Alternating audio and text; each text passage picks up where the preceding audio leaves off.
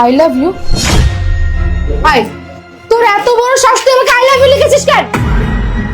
Excuse me ma'am, এটা আমি আপনাকে লিখিনি, লিখেছে ওই যে ওই ভাইয়াটা।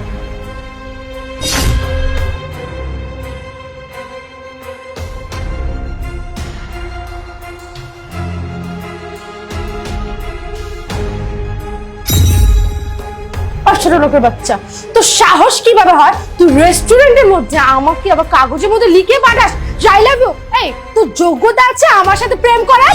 দেখুন, আপনি আমাকে ইনসাল্ট করছেন, আমি মোটেও ছোট লোক না। না, তুই তো ছোট লোক না, তুই আসলে একটা ফকিরনি, তুই একটা টোকাই। মানে রেস্টুরেন্টের মধ্যে যেই মেয়েকে দেখবি ওই মেয়েকে গিয়ে আই লাভ ইউ লিখে পাঠাবি, তাই তো? শোন, তোদের মতো ছেলেদেরকে না খুব ভালো করে যারা আছে।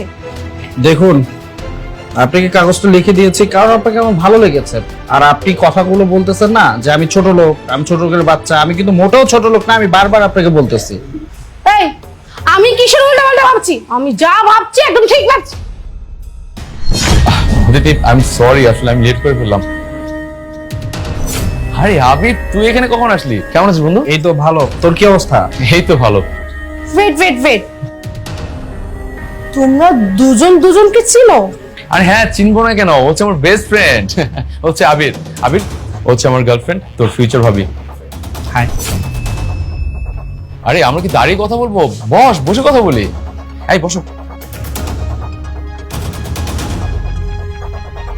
BMW কার কিনছে? আচ্ছা, আমরা কি খালি মুখে কথা বলবো? কিছু খাবার অর্ডার কর। শিওর, কি খাবি বল? আচ্ছা, তোর একটা কাজ কর, তোরা খাবার অর্ডার কর, আমি একটু ফোনে কথা বলে আসি। হ্যাঁ, আচ্ছা ঠিক আছে। আমি এক্সট্রিমলি সরি। হ্যাঁ, ওই যে ওই সময় আপনার সাথে যে ব্যবহারটা করলাম এটা আমার একদমই করা উচিত হয়নি। আসলে আমি বুঝতেই পারিনি যে আপনি এত রিচ। আমি এক্সট্রিমলি সরি। আচ্ছা বলি কি, আপনার মতো একটা রিচ গাই না আমার ড্রিম বয়। আসলে আমি অনেকদিন ধরে ভাবছিলাম, মানে আমার স্বপ্নই ছিল বলতে পারেন, আমি একটা রিচ গাইকে বিয়ে করব, আমার সব স্বপ্ন পূরণ করবে, আমাকে মালদ্বীপ নিয়ে যাবে হানিমুন করতে। কিন্তু ফয়েজের কিছু সামর্থ্য আছে নাকি? আর তাছাড়া আপনি তো আমাকে ওই কাগজের মধ্যে লিখে দিয়েছেন যে আপনি আমাকে ভালোবাসেন। তা আপনি যদি চান তাহলে আমরা কন্টিনিউ করতে পারি। আচ্ছা, তোমার নাম তো অদিতি, তাই না? আচ্ছা অদিতি, একটা কথা বলো তো, তুমি তো ফয়েজকে অনেক ভালোবাসো আর ফয়েজও তো তোমাকে অনেক ভালোবাসে, তাই না? এই যে তুমি আমাকে বললে তুমি আমাকে ভালোবাসো, আমার সাথে থাকতে চাও, এই কথা যদি আমার বন্ধু ফয়েজ জানতে পারে তাহলে ওই কষ্ট পাবে না? ওর ভালোবাসা, আরে ওর মতো 2 টাকা ফয়েজকে আমি কখনো বিয়ে করবো নাকি? কখনো না। আর তাছাড়া ফয়েজকে জাস্ট এমনি ইউজ করছিলাম। ফয়েজের থেকে আপনি তো একটা ভালো কোম্পানির মালিক, আপনার নিজের বিজনেস আছে। আর ফয়েজের কি কিছু আছে নাকি? ও একটা মাল্টিন্যাশনাল কোম্পানির যে ম্যানেজার, ওকে দিয়ে আমার কোনো লাভ হবে না। আচ্ছা তাই নাকি? তার মানে তুমি আমাকে ভালোবাসো? চলো না আমরা বিয়ে করে ফেলি। তারপর ব্যবসা কেমন চলছে? চলছে খুবই ভালো। তোর কি অবস্থা? আমার চলছে আর কি টুকটাক। জানো দিদি, ওনা অনেক বড় বিজনেসম্যান। বুঝে আমার অফিসের পাশে যে বিল্ডিংটা আছে সে পুরো বিল্ডিংটা ওনা একজন সাকসেসফুল বিজনেসম্যান। জানো, ওকে দেখে না আমার খুব হিংসা হয়। ওর কি নেই? বাড়ি গাড়ি টাকা পয়সা সবকিছু আছে। ও দোস্ত, তোকে তো বলাই হয়নি, আমি গত সপ্তাহে একটা BMW কিনেছি।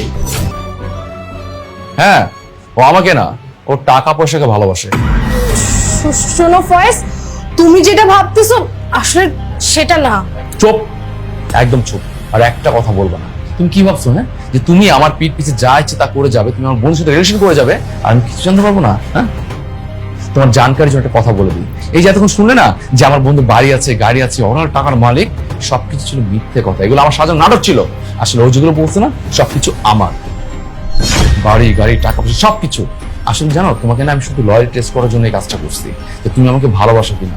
আমি ভেবেছিলাম তোমাকে রিসেন্টলি বিয়ে প্রপোজ করবো, যে আমরা বিয়ে করে একসাথে সারা জীবন সুখ শান্তি থাকবে। কিন্তু সেটার আগে তোমাকে একটা লয়াল টেস্ট করার প্রয়োজন ছিল, আর তাই তোমাকে টেস্ট করলাম যে তুমি কি আমাকে ভালোবাসো না আমার টাকা পয়সাকে ভালোবাসো। আর আজকে আমার কাছে টাকা আছে, ফিউচারে যে আমার টাকা থাকবে সেটা কোনো গ্যারান্টি নেই।